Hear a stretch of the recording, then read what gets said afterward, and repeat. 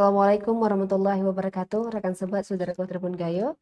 Senang sekali di sore yang berbahagia ini dan di hari yang berkah ini, saya Intan Mutia masih berkesempatan untuk membersamai Anda semua dalam program podcast di Jumat Cerita Islam Dunia atau Jumat Ceria. Pada hari ini, Jumat 4 November 2022. Dan saudaraku semuanya, seperti yang terlihat di layar kaca Anda, di sore yang berbahagia ini saya sudah bersama salah seorang narasumber yang cukup luar biasa. Beliau juga merupakan guru besar yaitu Al-Mukarram Ustadz Sayuti Ambia MG. Saya sapa terlebih dahulu. Assalamualaikum, selamat sore. Waalaikumsalam warahmatullahi wabarakatuh. Selamat sore. Kaifahan Ustaz? Ini bikhair walhamdulillah. Alhamdulillah. Alhamdulillah. Syukran jazilan Ustaz karena Wa iyyak wa iyyak wa jazakillahu khairal jazak. karena Ustaz sudah berkenan untuk hadir ke sini menjadi narasumber kita insya Allah di sore Jumat yang berkah ini, di waktu yang mustajab doa ini Amin, juga amin. kita bisa sharing kepada seluruh masyarakat di Tanah Gayo khususnya dan Indonesia Insyaallah. pada umumnya terkait ya cerita-cerita tentang Islam. Karena kita mendengar fenomena Ustaz bahwa di tahun 2023 itu akan gelap, ekonomi kita gelap.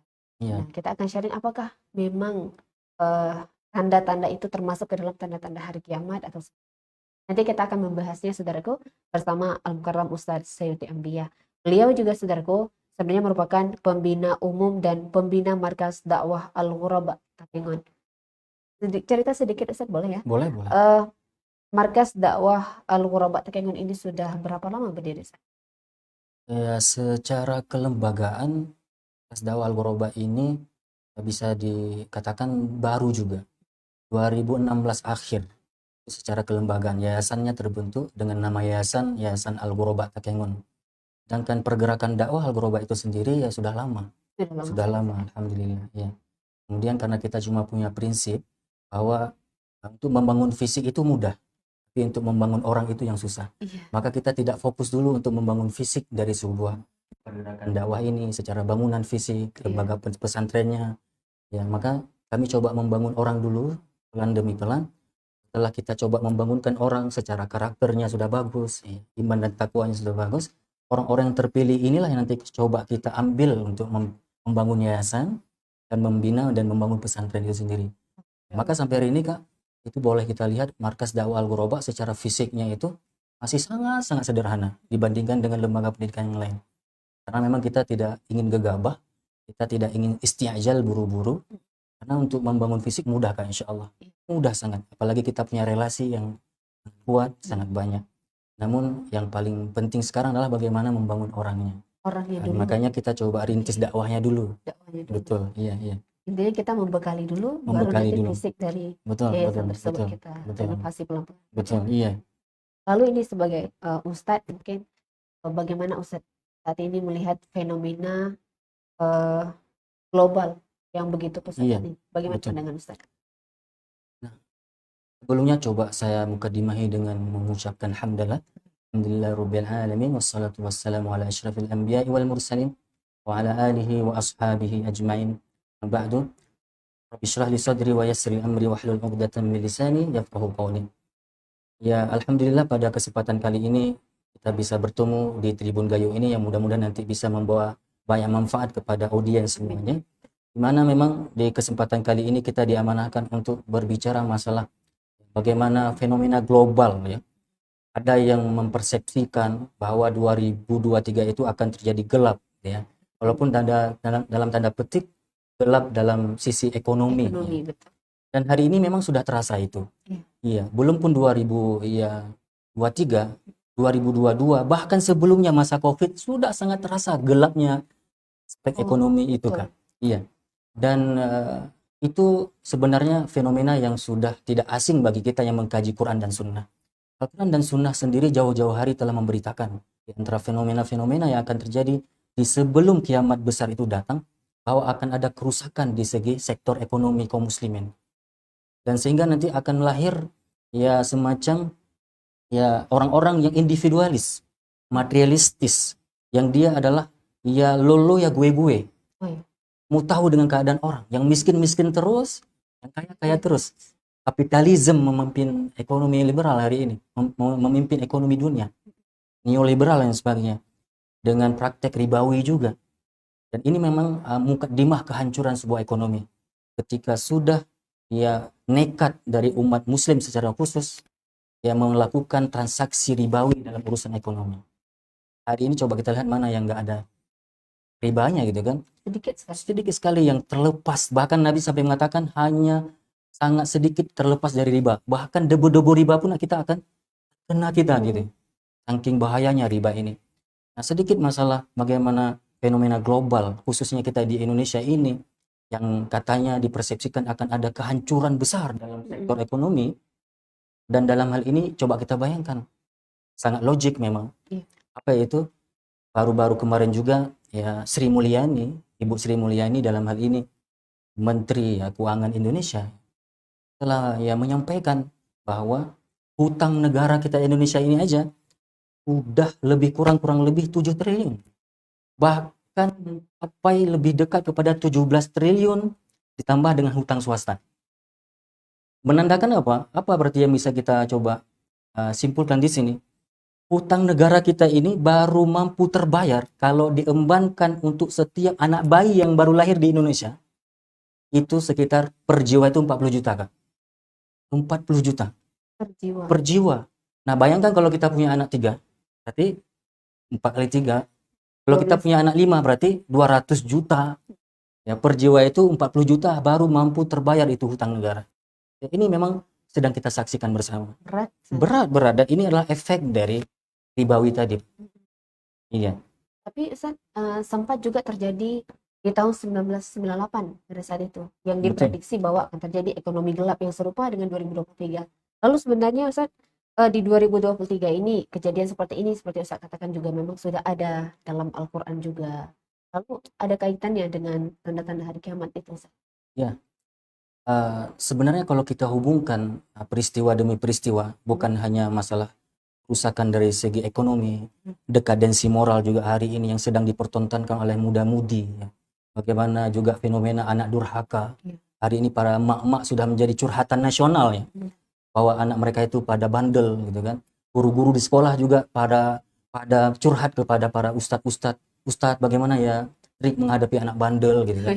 Belum lagi nanti bagaimana narkoba gitu kan. Bagaimana nanti pembunuhan, apalagi di Aceh Tengah ini juga ada rankingnya untuk pembunuhan ya. Akan tidak tanggung-tanggung orang tua sendiri pun, orang tua kandung sendiri pun mau dan berani dibunuh gitu kan. Belum lagi nanti perjudian, miras ya, tadi ribawi ya, kemungkaran demi kemungkaran dipersaksikan, dipertontonkan hari ini.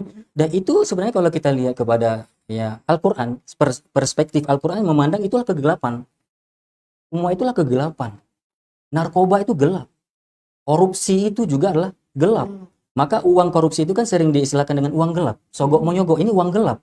Pungli ya, pungutan liar juga ini adalah gelap. Jadi dekadensi moral gelap. Ya, juga pergaulan bebas antara muda dan mudi itu adalah kegelapan. Kerusakan ekonomi yang seperti tadi, ribawi, merajalela, itu juga kegelapan dari sektor ekonomi. Politikus yang tidak berakhlak. Money politik. Ya, hari ini jabatan itu bisa dibeli dengan uang, ya kan? Nah, jadi itu semualah kegelapan kalau kita lihat perspektif Al-Quran. Maka Al-Quran kalau kita buka nanti ada istilah tersendiri Allah menggunakan, yaitu dengan kalimat zulumat. Kebatilan, kemungkaran, kegelapan itu diumpamakan apa? Kepada kemungkaran. Kegelapan itu adalah kebatilan. Kegelapan itulah maksiat. Apa itu zulumat? Apapun yang kontradiktif dengan kebenaran Al-Quran, semua itu zulumat. Maka kalau kita udah nggak pakai Quran, nggak ada cahayanya, pasti akan terjadi ya secara global tadi akan terjadi gelap. Gelap dalam perspektif Al-Quran adalah kemungkaran di mana-mana. Ya, maksiat merajalela, itulah ya zulumat yang dalam Al-Quran tadi. Dan itu kapan terjadi? Apakah 2023? Enggak, sudah terjadi. Setiap zaman ada kegelapan. Ya, Nabi A ada kegelapannya. Dan itulah para nabi nanti tugasnya adalah membawa cahaya itu. Kayak kebenaran supaya kegelapan jahiliyah itu terterangi dengan kegelapan dengan cahaya ini. Nabi Muhammad juga pernah hidup di masa-masa gelap. Dikenal dengan jahiliyah. Datanglah Nabi Muhammad dengan membawa risalah Al-Quran yang bagaikan cahaya. Maka kan Al-Quran itu An-Nur. Cahaya yang menarik kegelapan jahiliyah kafir Quraisy pada saat itu. Nah, hari ini Nabi nggak ada lagi. Siapa dia yang membawa cahaya itu? Ya para ulama, para ustadz, alim ulama. Maka kalau kita dekat dengan ulama, kita sedang dekat dengan pembawa cahaya. Cahaya itu sendiri apa? Al-Quran atau ilmu. Maka Kalau sudah dekat dengan ulama, kalau sudah dekat dengan para asatidzah, maka akan terterangkan segala kegelapan. Karena mereka pembawa pelita itu sendiri. Pelita itu sendiri apa? Yaitu Al-Quran, Sunnah, ilmu. Ya. Jadi fenomena kegelapan itu sudah terasa dari zaman ke zaman, bahkan akan semakin gelap sampai kiamat datang. Ya, dalam segala sektor kegelapan tadi, bukan hanya ekonomi. Dalam segi dekadensi moral hari ini, moral anak bangsa hari ini luar biasa rusak. Bobrok gitu kan, baik dari bawah sampai ke atas dipertontonkan, dan itu biasa saja kita tonton sama-sama. Kayak seakan-akan tidak punya solusi untuk menghadapi itu semua. Tapi insya Allah Islam punya solusi. Iya, Masya Allah. Iya. Nah, tadi kita bercerita tentang dekadensi moral, kemudian juga peradaban dunia yang cukup pesat, kemudian ya banyak kegelapan yang terjadi saat ini, Ustaz. Iya. Lalu sebagai pandangan kita sebagai seorang muslim pastinya, apa yang harus kita lakukan, Ustaz, untuk tetap membina anak-anak muda zaman sekarang khususnya tetap bisa menjaga moral tersebut? Betul. Seperti itu. Nah, pastinya di sini kita harus meneladani sang pembawa pelita yang hakiki, baginda Rasulullah SAW, yang dia itu jelas-jelas hidup di tengah-tengah jahiliyah Mekah, kegelapan Mekah. Tidak ada solusi lain kecuali apa yang telah diberikan solusi oleh Rasulullah SAW. Itu solusi kembalikan umat Islam kepada cahaya Al-Quran. Kembalikan umat Islam ini kepada cahaya As-Sunnah. Ayo kita ya sekarang bergalak diri, menggalakkan diri untuk kembali pada Quran dan Sunnah. Bagaimana caranya? Ya langkah awal belajar dan belajar, karena memang ilmu itu di tengah kegelapan yang seperti ini itu sangat urgent, sangat dibutuhkan. Imam Asy-Syafi'i rahimahullah itu pernah sampai berkata apa? Fa inna ilma nurun. Sesungguhnya ilmu itu adalah cahaya. Jadi hidup ini kalau pakai ilmu, kalau kita bekali ilmu, maka kegelapan tadi akan tercahayakan, tersinari gitu. Dan bagaimana langkah-langkah kaum muslimin semuanya untuk memperoleh ilmu? Dekati majelis-majelis kajian para ulama tadi. Karena mereka diumpamakan dengan si pembawa pelita itu sendiri. Karena mereka punya ilmu tadi. Mereka adalah ahli-ahli ilmu yang memiliki cahaya-cahaya. Dan ulama sendirilah pembawa cahayanya. Jadi ketika kita memposisikan diri yang gelap-gelap ini di samping para ulama, dengan sendirinya kita akan tersinari dengan cahaya ilmu ulama tadi. Ya gitu. Iya. Nah, lalu saat ini kita kan dari tema kita adalah apakah 2023 akan gelap? Lalu penjelasan dalam surat Al-Waqi'ah. Saudaraku semuanya, kenapa kita mengangkat surat Al-Waqi'ah? Sebenarnya surat Al-Waqi'ah ini tidak hanya membahas terkait hari kiamat saja, namun juga keindahan surga dan siksaan di dalam neraka. Mungkin sedikit kita akan membahas terkait apa yang sudah dijelaskan atau makna yang terkandung dalam surah Al-Waqi'ah ini. Boleh kita ceritakan sedikit terkait tanda-tanda hari kiamat yang mungkin makna tersebut sudah tertuang dalam surah Al-Waqi'ah atau surat lain yang ada dalam Al-Quran? Betul. Ya, jadi kalau kita coba lihat mukaddimah dari surah Al-Waqi'ah ini, pertama, Al-Waqi'ah itu sendiri adalah berartikan dengan peristiwa yang pasti terjadi. Dari kalimat bahasanya Al-Waqi'ah itu artinya adalah peristiwa-peristiwa yang pasti terjadi. Makanya dalam mukaddimah surah Al-Waqi'ah ini Allah Subhanahu wa taala berfirman, a'udzubillahi minasyaitonir rajim, bismillahirrahmanirrahim, idza waqa'atil waqi'ah. Apabila kiamat itu terjadi, laisa liwaqa'atiha kadzibah. Di mana peristiwa kiamat itulah sesuatu yang tidak boleh didustakan.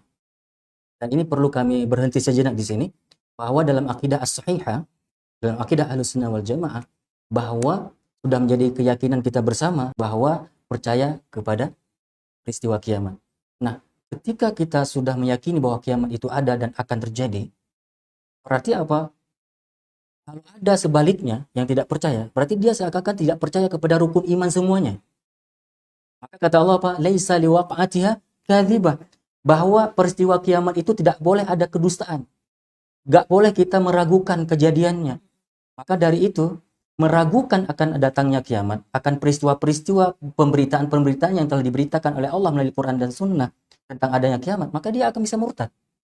Itu dalam konsekuensi tauhid seperti itu. Karena itu rukun dari rukun iman. Bagaimana bisa murtad Pak Ustadz gitu kan? Mungkin ada yang bertanya, kok seradikal itu tuh, orang nggak percaya kiamat kok bisa dianggap keluar dari Islam? Iya, karena apa? Karena rukun dari rukun Islam atau rukun iman, percaya kepada kiamat gitu kan. Nah sekarang ketika kita tidak percaya dengan adanya kiamat, berarti kita nggak percaya ke siapa? kita nggak percaya kepada Allah Subhanahu wa Ta'ala yang memberitakan kiamat.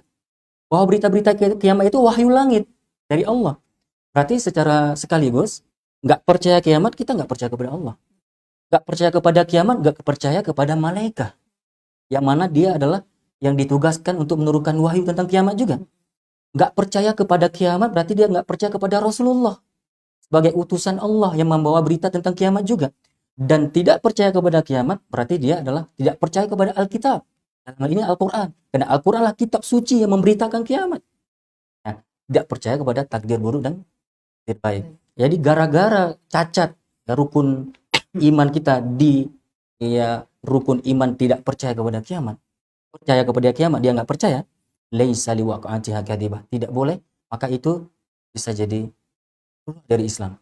Maka kiamat itu kalau kita kembali ke mukadimah surat surat Al-Waqi'ah tadi, khafidatur rafi'ah. Dengan adanya kiamat ini maka akan muncul dua golongan. Golongan pertama dengan kiamat Allah yang akan rendahkan dia serendah-rendahnya. Allah hinakan dia. Kenapa hina? Karena dari awal dia tidak ada keyakinan dengan adanya kiamat. Ketika nggak ada keyakinan dengan adanya kiamat, maka dia tidak ada persiapan. Dia lalai dengan dunia yang sementara ini. Dia tidak mempersiapkan diri dengan amal-amal soleh, amal-amal terbaik untuk akhirat mereka. Karena nggak percaya kiamat, berarti nggak percaya surga neraka, nggak percaya azab kubur, nggak percaya peristiwa-peristiwa mahsyar misalnya.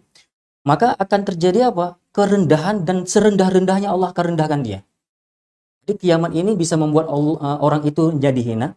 Dan rafi'ah, ada sebahagian orang yang nanti akan diangkat derajatnya. Siapa dia? Yang yakin akan adanya kiamat. Yang ketika dia yakin akan ada datangnya kiamat, maka dia pun akan ada kehati-hatian. Akan ada persiapan untuk menuju hari itu. Dan persiapan itu apa? Peningkatan iman, takwa kepada Allah Subhanahu wa Ta'ala.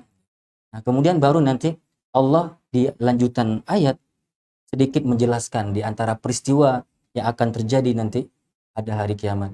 Idza rujjatil ardu rajja. Dan apabila bumi digoncangkan dengan sedahsyat-dahsyatnya. Bagaimana sih gambaran sedahsyat-dahsyatnya itu? Itu dijelaskan dalam surah yang lain, misalnya dalam surah Al-Zalzalah. Idza zulzilatil ardu zilzalaha wa akhrajatil ardu athqalaha. Bagaimana gambarannya? Gempa, goncangan yang tidak hanya meluluh lantakkan, menghancur leburkan bahagian atas bumi. Tidak hanya pohon yang tumbang, bukan hanya bangunan-bangunan tinggi yang roboh. Namun apa? Yang dapat mengeluarkan isi perut bumi juga. Dan gempa yang sudah kita rasakan hanya permukaan bumi aja yang rusak. Kalau ini enggak, idza zulzilatil ardu zilzalaha wa akhrajatil ardu athqalaha. Apapun yang ada di perut bumi ini keluar dari bumi itu sendiri. Berarti dahsyat sangat. Itulah jabaran dari surat Al-Waqi'ah tadi, idza rujjatil ardu rajja wa bussatil jibalu bassa, dan akan ada kegoncangan pada gunung-gunung. Gunung ini akan digoncang dan hancur sehancur-hancurnya, baru ya terjadilah nanti gunung ini berterbangan debu-debunya. Nah, disinilah nanti konteksnya ulama-ulama menginterpretasikan bahwa debu-debu yang berterbangan itulah yang nanti dijadikan gelap bumi ini. Nah, kegelapan itu terjadi karena apa? Ada goncangan gempa yang sangat dahsyat, yang gunung-gunung ini akan menjadi debu-debu berterbangan. Dan ini juga sangat jelas memang masalah fenomena global yang akan terjadi dan pasti harus kita yakini ini kejadiannya. Bahwa Al-Quran telah memberitakan juga dalam Quran surat Ad-Dukhan. Maka Allah jadikan salah satu dari surat Al-Quran itu surat gelap artinya. Dukhan itu adalah asap tebal, asap panas tebal. Dan sampai dijadikan nama salah satu dari surat Al-Quran. Itu surat Ad-Dukhan. Allah juga berfirman dalam surat Ad-Dukhan itu, ya dalam di ayat ke-10-nya ya, fartaqib yauma ta'tis sama'u bidukhanin mubin. Dan tunggulah hari di mana akan ada sebuah peristiwa langit yang membawa asap panas tebal. Itu sudah diberitakan oleh Allah dalam Al-Quran. Jadi tidak aneh bagi kita yang sudah ngerti Quran bahwa akan terjadi gelap. Bumi ini akan diselimuti oleh gelap yang berkepanjangan nanti. Kenapa? Peristiwa kiamat tadi, goncangan bumi, terjadi kebakaran hutan, gunung berapi, Itu kan termasuk peristiwa kiamat kecil. Tapi kalau dukhan tadi itu yang sampai menyelimuti bumi yang mana gelap, itu hanya dirasakan oleh orang-orang fasik. Mudah-mudahan kita tidak merasakan kiamat, karena memang orang yang merasakan kiamat adalah seburuk-buruk manusia yang disisakan di muka bumi ini. Ya, jadi bagi kita yang paham, yang mengerti, yang membuka lembaran-lembaran mushaf Al-Quran dan Sunnah, pasti kita akan dapati di antara pemberitaan Allah dan Rasulullah tentang peristiwa yang akan terjadi di hari kiamat ataupun mendekati kiamat datang, yaitu peristiwa dukhan, awan gelap, awan panas gelap, debu-debu yang berterbangan yang menutupi bumi. Gitu, iya. Lalu Ustadz, ini menjelang gelapnya ekonomi kita di tahun 2023. Iya. Sebagai seorang muslim dan kita meyakini itu, apa Ustadz nanti kira-kira yang harus kita persiapkan untuk 2023 yang paling dekat ini? Ya, saya memperhatikan harus kembali kepada setiap individu muslim ini ya mengedepankan skillnya. Ya, ekonomi ke depan tidak butuh lagi ijazah saya lihat. Hari ini kemana kita bawa ijazah coba? Banyak orang yang sudah punya ijazah juga pengangguran. Karena dia hanya bermodalkan selembar kertas itu. Jadi kalau nasib kita gantungkan kepada selembar kertas, ya siap-siap aja. Tidak mampu kita hadapi ekonomi yang hari ini luar biasa. Maka saya lihat ya ini adalah juga solusi-solusi dari orang yang berada di barat sana. Orang-orang Eropa hari ini sudah, bukan hari ini sih, dari dulu ke dulu ya, sampai hari ini mereka sudah mengajak anak-anak mereka untuk mengedepankan skill mereka apa, potensi mereka di mana sih, gitu. Jangan paksakan diri kita kalau itu bukan skill kita. Hari ini kan kita ikut-ikutan ke sekolah, ngapain sekolah? Dapat ijazah, gitu kan? Kamu kenapa sih milih kampus ini dan jurusan ini? Mudah dapat kerja. Hanya sebatas itu coba. Ya, jadi kalau bermodal seperti itu gaya berpikir kita, paradigma berpikir anak-anak muda hari ini, siap-siap aja. Dia akan menjadi pengangguran hakiki, abadi, ya. Akan menjadi pengangguran sejati, ya, itu ya. Nggak bisa ngapa-ngapain. Maka sudah masanya kita kembali kepada ya agama pertama pastinya, pada agama. Kembalilah kepada dasar kita. Kita adalah ya umat Muhammad yang memang disuruh bekerja, ya karena bekerja itu bahagia pada ibadah. Tapi apa? Ya pasti bekerja sini sesuaikan dengan kemampuan. Jangan paksakan diri sampai harus nyogok sana, nyogok sini, gitu kan. Ini penting sangat. Bahkan Nabi sangat memarahi ada sahabat yang cuma modal meminta-minta. Sampai Rasul mengatakan, kamu minta-minta, kamu punya kapak enggak? Tapi disuruh ya ke kebun ataupun ke hutan untuk cari kayu bakar gitu. Jadi Nabi tidak membiarkan umatnya dalam keadaan pengangguran. Dan itu ada hadisnya, Kak. Dalam banyak hadis disebutkan bahwa Islam tidak membolehkan dan Nabi sangat memarahi, membenci pengangguran. Nah, yaitu pengangguran apa? Pengangguran dua aspek. Aspek dunia dan akhirat. Ini udah nganggur dunia, nggak ada kerja apa-apa. Akhirat pun nggak ada kerja apa-apa. Maksudnya nggak sholat, jadi nggak ngaji. Itu pengangguran hakiki juga itu. Banyak hari ini mungkin orang juga dapat pekerjaan, tapi pengangguran di urusan akhirat. Itu ada hadisnya. Wah, kita harus menjadi orang yang aktif. Dunia ini karena sangat sementara kan. Jadi untuk berbuat baik, beraktivitas, berkreasi di bumi ini sangat singkat. Jadi jangan sampai dunia yang sementara ini kita isi dengan kelalaian. Orang lalai pasti akan ketinggalan. Pasti akan ketinggalan. Karena ke depan ini kita punya tantangan besar. Tantangannya bukan kecil, tantangan besar. Bukan hanya sektor ekonomi, bahkan sektor akidah. Karena kalau nggak punya akidah, ekonomi jadi bahaya kan. Hari ini bunuh-membunuh, kenapa bunuh-membunuh? Masalah COVID kemarin, banyak perceraian terjadi di Aceh Tengah khususnya juga. Kemudian rampok-merampok. Kenapa bisa? Apakah ekonomi yang salah? Allah Maha Kaya, Allah Al-Ghani. Yang salah adalah dari diri kita ini yang tidak punya agama gitu. Sehingga ketika agama nggak punya, jadi semua serba salah, serba gelap tadi. Nggak ada pelita gitu kan. Kan ada syair itu kan. Tanpa agama manusia binasa. Jadi tanpa agama ini pasti manusia binasa. Tanpa ilmu manusia buta. Tanpa ilmu pasti manusia buta. Bisa memandang mana yang hak, mana yang batil. Mana ekonomi yang halal, mana pekerjaan yang mulia, mana pekerjaan yang halal, mana pekerjaan yang haram. Kan akhirnya juga rusak ekonomi gara-gara agama nggak ada ilmu gitu. Maka hari ini coba tren anak muda hari ini modalnya cheat, domino. Oh iya betul. Gitu kan? Judi, gitu kan? Kebanyakan. Iya. Rusak rumah tangga. Antara suami istri bisa bercerai gara-gara bab judi coba. Ini bahayanya tidak punya agama. Jadi back to din. Kita harus kembali kepada agama. Ya. Yarji'u ila dinihim. Kita semua harus kembali kepada agama kita. Ya. Terkait kita tadi berbicara juga bahwa dunia ini adalah panggung sandiwara. Kita harus mempersiapkan segala macam ibadah kita, amalan-amalan kita untuk kita bawa ke akhirat nanti. Lalu terkadang Ustaz, bagi sebagian manusia nggak bisa kita pungkiri Ustaz, bahwa terkadang ada situasi di saat memang rajin sekali beribadah. Kemudian kita kembali lagi ke posisi yang sedikit bermalas-malasan, yang sunnah biasa kita kerjakan, ini kita tinggalkan. Kadang kita tinggalkan yang wajib juga. Itu apa caranya gimana? Tipsnya Ustaz gimana? Betul. Nah, sebenarnya itu juga menjadi persoalan siapa saja hari ini ya, di tengah-tengah kehidupan yang penuh hiruk pikuk hari ini ya. Jadi ada orang yang sudah soleh, bahkan kata Nabi apa ya, di pagi hari mereka beriman, di sore hari udah kafir balik, di sore hari beriman, di pagi hari udah jadi kafir. Ini menandakan bahwa begitu mudah orang tergoyahkan imannya. Jadi orang soleh pun sangat sulit mempertahankan kesolehannya. Tapi kita nggak perlu khawatir, nggak perlu pesimis ya. Kun mutafailan wala takun mutasyaiman. Jadilah kamu hamba-hamba yang selalu optimis ya, jangan menjadi yang pesimisme. Agama mendidik kita, memberi dogma-dogma seperti itu kepada kita. Nah, di antara solusi, dan itu telah diberikan oleh Allah sendiri dalam Al-Quran surat At-Taubah ayat 119, ya ayyuhalladzina amanu ittaqullah wa kunu ma'as-shadiqin.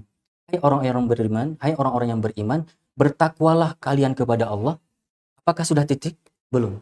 Setelah Allah perintahkan kita bertakwa, seakan-akan Allah ingin mengatakan kamu tidak akan dapat mampu mempertahankan takwamu kalau kamu tidak wakunu ma'as-shadiqin. Kalau kamu tidak membersamai diri dengan orang-orang benar. Jadi apa solusinya? Solusi langit ini kan. Apa solusi langit?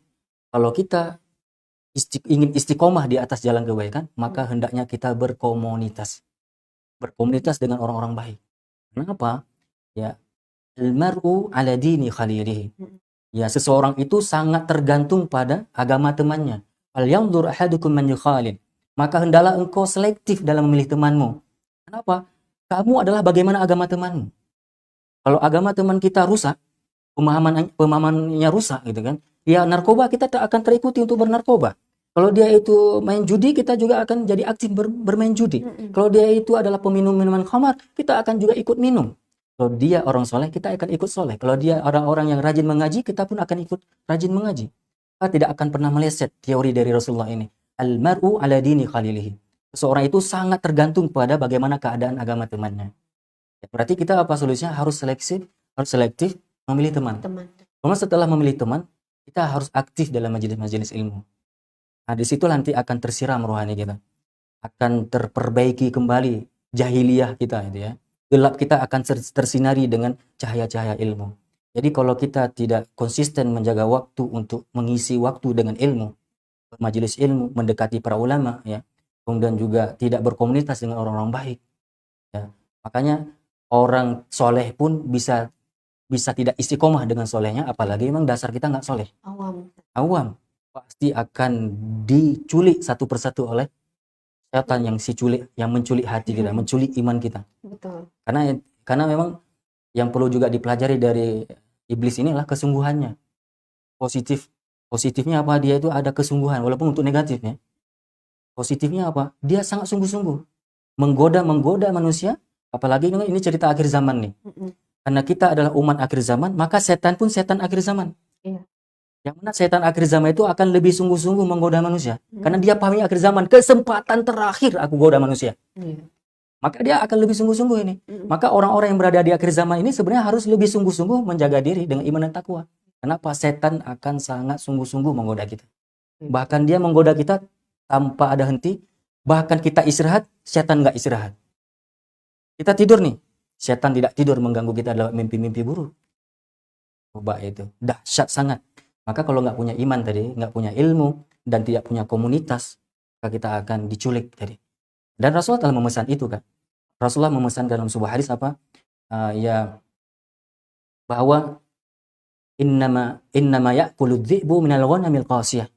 Bahwa serigala itu akan cuma dapat mampu menerkam domba yang tidak berada dalam kerumunannya. Jadi kalau serigala itu kalau melihat domba yang rame, yang banyak, bingung dia. Mau ngambil yang mana? Takut juga dia kan, karena rame. Tapi kalau ada domba yang lari dari kerumunannya, sendirian dia eksklusif, itu akan mudah diganggu setan.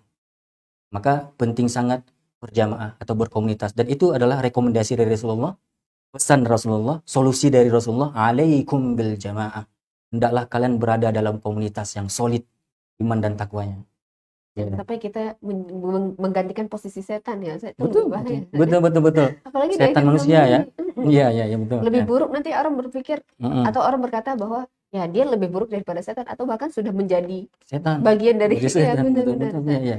Nah, lalu ini Ustaz, kita kembali ke topik hari kiamat atau hari akhir ini Ustaz. Betul. Nah, dulu Ustaz pernah, mungkin Ustaz juga pasti ingat terkait ada ramalan bahwa akan terjadi kiamat di tahun sekian, akan terjadi kiamat di. Lalu itu pandangan kita sebagai orang muslim, apakah boleh kita memprediksi di luar kuasa Allah? Betul. Nah, pertanyaan-pertanyaan demikian, asumsi-asumsi demikian, ya, ramalan demikian itu sebenarnya sudah tidak aneh, ada. Tidak aneh lagi karena memang Al-Qur'an juga pernah memberitakan tentang ya bagaimana orang-orang kafir Quraisy bertanya-tanya tentang kiamat. Kapan kiamat? Di antaranya misalnya dalam Al-Qur'an dalam surah Al-Ahzab misalnya Allah berfirman, ada yang bertanya kepadamu wahai Muhammad, kapan kiamat itu terjadi? Katakan Muhammad kepada yang bertanya bahwa ilmu tentang kiamat kapan itu hanya urusan Allah. Gitu kan? Tapi apa kata kunci dari Allah di ayat berikutnya di sambungan ayat? Tapi boleh jadi kiamat itu dekat. Bayangkan Nabi mengatakan apa? Bu'itsu ana wa yaumul qiyamah kahataini. Diutusnya aku ya dengan dekatnya kiamat bagaikan dua jari ini. Jadi Nabi menjadi rasul, diangkat menjadi rasul di umur 40 tahun, itu berartilah mukaddimah dari kiamat. Dan Nabi mengatakan bagaikan dua jari ini, dekat sangat. Nah, sekarang kita sudah hidup di zaman yang bukan zaman Rasulullah lagi. Berarti akan lebih dekat dengan kiamat itu gitu kan. Nah, kemudian Allah juga mengabarkan tentang bagaimana orang-orang kafir dulu bertanya-tanya tentang kiamat. Yas'alunaka 'anis sa'ati ayyana mursaha. Mereka bertanya kepadamu, kapan kiamat itu? Mereka memang pada dasarnya nggak akan yakin adanya kiamat. Jadi mereka bertanya dengan pertanyaan yang nyeleneh. Muhammad, janganlah kayak orang gila gitu. Ada kiamat, akan terjadi ini, akan terjadi itu. Kapan? Fima anta min dzikraha. Allah memberi jawaban. Ngapain sih kamu tanya-tanya kapan waktunya? Nah, itu kan. Emangnya kamu ada yakin dengan adanya kiamat? Kan nggak yakin juga kan gitu. Kemudian sahabat juga pernah ada seorang yang mendatangi Nabi bertanya, ya Rasulullah, mata sa'ah. Kapan kiamat itu terjadi? Nabi tidak menjawab. Nabi malah memberi pertanyaan kepada sahabat ini. Mada addat salaha? Kamu emangnya apa yang telah kamu persiapkan untuk hari kiamat itu? Jadi bukan penting bagi kita kapan gitu kiamat. Apakah 2023? Itu tidak penting. Itu bagaikan orang bertanya kapan mati. Jadi kita nggak usah tanya kapan mati orang. Kapan mati kita aja kita nggak tahu. Dan yang mati kita nggak tahu. Tapi yang terpenting apa yang kita persiapkan untuknya.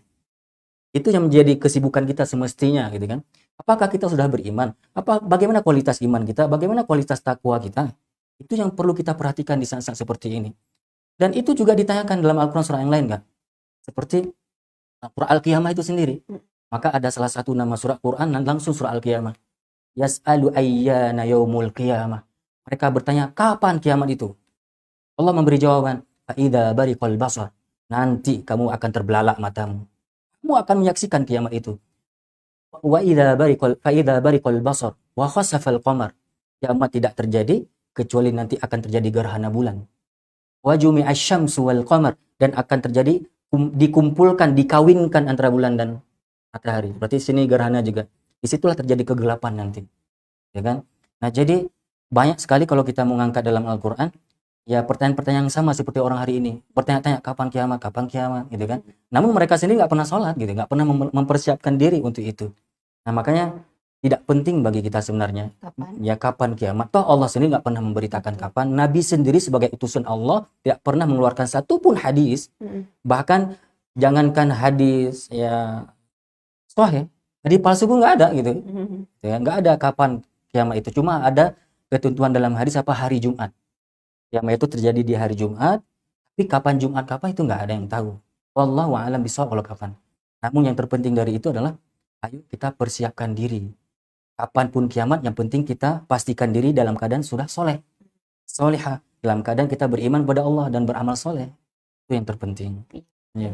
Nah, ini saudaraku sebenarnya banyak sekali yang sudah dibahas oleh Ustadz tadi terkait apa yang harus kita persiapkan, bukan kapan Betul. terjadinya kiamat itu. Iya. Nah, selain itu juga kenapa kita membahas surat Al-Waqiah pada hari ini, tentunya juga kita akan juga menanyakan kepada Al-Mukarram Ustadz Sayuti terkait rahasia atau dahsyatnya, keutamaannya dari kita membaca surat Al-Waqiah ini sendiri. Apa, Ustadz? Betul. Nah, pada dasarnya surat mana saja yang kita baca dari Al-Quran, untuk umum dari Al-Quran itu sendiri, itu ada hadis secara umum menyatakan bahwa satu huruf dapat 10 pahala. Man qara'a harfan min kitabillah falahul hasanah wal hasanatu bi asyri amsalihha. La aqulu alif lam mim harfun, walakin alif harfun, wa lam harfun, wa mim harfun. Jadi siapa saja yang membaca satu huruf dari Al-Quran, maka dia akan mendapatkan satu kebaikan. Dan dari satu kebaikan itu akan dilipat gandakan menjadi 10 kebaikan.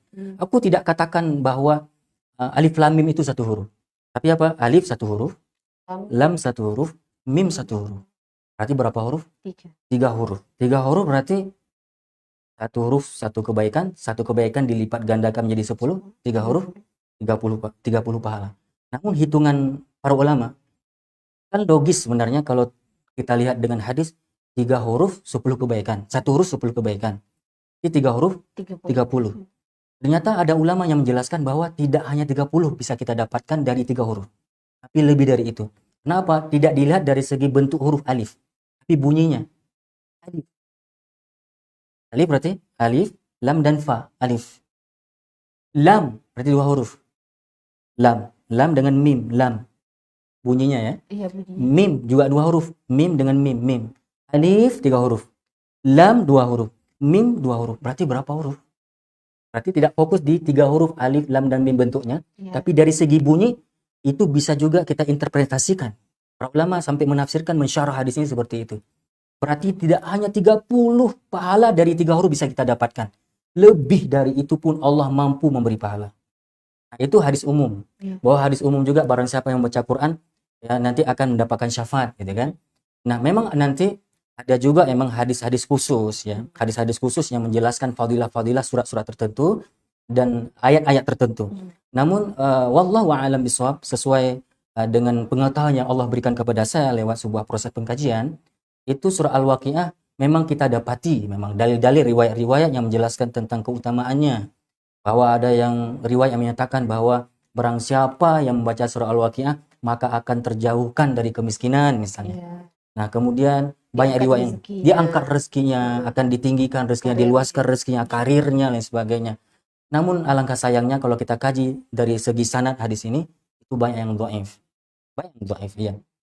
Namun terlepas dari hadis dhaif itu, pastinya kalaupun memang ada yang mengatakan mungkin hadis itu bisa saja diamalkan, ingat para ulama yang menjadikan hadis ini untuk beramal dengan fadilah, bahwa Al-Waqiah dapat meluaskan rezeki, mengangkat karir dan sebagainya. Itu para ulama memberi semacam komentar juga, tidak hanya sekedar baca. Enak kali kalau nggak kayak gitu kan, gak usah kerja, tidur-tidur di rumah, atau baca-baca surah Al-Waqiah dengan harapan dapat rezeki. Para ulama mengatakan apa? Surat Al-Waqiah ini dibaca sebagai tawasul. Kita jadikan ayat ini, kemudian kita harus berikhtiar. Di ikhtiar kita ini biar lebih berkah, biar lebih dimudahkan rezeki, maka bacalah surah Al-Waqiah. Di Al-Waqiah ini sebagai ikhtiar kita, tawasul kita untuk mengharap keberkahan, kemudahan rezeki dari Allah dengan kita bekerja. Jadi bukan nanti salah tafsir ya, salah persepsi dari ayat ini. Seakan nanti kita malah diajarkan pemalas Islam ini. Iya. Cukup dengan ritualitas baca surah Al-Waqiah gitu. Nah, kemudian apa? Banyak memang juga sisi-sisi yang lain yang bisa diambil pelajaran di surah Al-Waqiah, yaitu pasti kita akan lebih lembut hati kita. Membaca surah Al-Waqiah inilah surat yang dimana kalau kita baca, kita renungi makna-maknanya, akan membuat hati ini lembut. Akan lebih hadir rasa takut kepada Allah. Akan lebih mudah hadir rasa takut kepada neraka, yang kemudian kita tidak akan berani bermaksiat. Kemudian kita akan lebih terasa rindu untuk memasuki surganya Allah, dengan kita kemudian termotivasi beramal soleh. Itu di antara hikmah dari surat Al-Waqiah ini. Luar biasa. Jadi Iya. Banyak sekali ya Ustaz. Banyak sangat. Ya, pelajaran yang bisa diambil dari surah Al-Waqiah. Iya. Nah Ustaz, ini tidak terasa kita sudah berada di penghujung acara di sore hari ini. Semoga apa yang disampaikan juga bisa menjadi berkah bagi kita semua. Dan khususnya kepada Al-Mukarram Ustaz. Insyaallah, amin. Namun sebelumnya Ustaz, saya ingin meminta Ustaz untuk memberikan closing statement sedikit Ustaz. Boleh. Terkait pesan dan harapan Ustaz untuk masyarakat yang sedang menonton ini mungkin. Betul. Ya, terima kasih atas kesempatan ini, dan mudah-mudahan kesempatan ini menjadi kesempatan yang diridhoi oleh Allah Subhanahu wa taala, dan ini dijadikan salah satu alasan Allah nanti kita dimasukkan oleh Allah ke dalam surganya. Kemudian pesan sebenarnya untuk saya pribadi dan juga siapapun pemirsa Tribun Gayo, audien-audien semuanya dimanapun berada. Jadi sekarang kita nggak usah tersibukkan dengan opini-opini kapan kiamat. Ya, kapan kiamat, bingung juga kita gitu kan. Nah, Allah sendiri nggak pernah beritakan sebagai pemberi berita kiamat itu, Kak. Pemberi pemberitaan kiamat ya. Allah sendiri, Rasulullah sendiri nggak pernah kasih tahu gitu. Kenapa kita harus sibukkan diri dengan sesuatu yang nggak penting gitu, nggak urgent. Yang urgent bagi kita hari ini adalah ayo kita di dunia yang sementara ini, saya sering sampaikan, saudara dirahmati Allah Subhanahu wa taala, siapapun kita dan dimanapun kita berada, tanpa kecuali bahkan kekasih Allah sekalipun, Habibullah Rasulullah SAW, mau kita jadi orang jahat, mau kita jadi orang baik, di atas permukaan bumi ini, semua Allah kasih jatah kita dengan dunia ini S3. Dunia ini S3. Apa dunia S3? Dunia ini adalah sekali, nggak dua kali. Dunia ini sementara, nggak lama. Dan dunia pasti akan berakhir dengan S3, yaitu sakaratul maut. Semua kita akan mati. Nah, sekarang apa yang sedang kita persiap untuk hari kematian itu? Ya, berbanyaklah ibadah. Tingkatkan kualitas iman. Jangan tinggalkan sholat. Ya, itu paling penting. Karena apa? Awwalu ma yuhasabul abdu bihi yaumal qiyamah as-shalah. Perkara yang paling pertama dihisab nanti pada hari kiamat pada setiap hamba adalah sholat. Gitu kan? Dengan sholat kita insya Allah akan terperbaiki semuanya. Karena as-sholah al-falah. Sholat itu adalah kesuksesan, sholat adalah kemenangan, sholat adalah keberuntungan, sholat adalah kebahagiaan. Iya, itu mungkin yang bisa saya sampaikan di penutup kegiatan kita ini.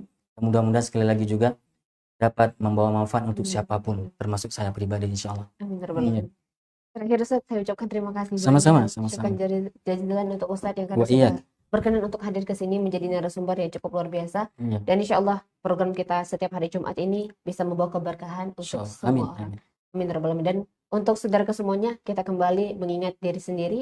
Mari kita perbanyak kembali amal dan ibadah kita untuk menuju ke akhirat nantinya. Saksikan terus saudaraku beragam informasi terkini dan menarik lainnya di YouTube Tribun Gayo, Facebook Tribun Gayo, dan Instagram Tribun Gayo.com. Saya Intan Mutia, mewakili kru yang bertugas pamit undur diri. Wassalamualaikum warahmatullahi wabarakatuh. Waalaikumsalam warahmatullahi wabarakatuh.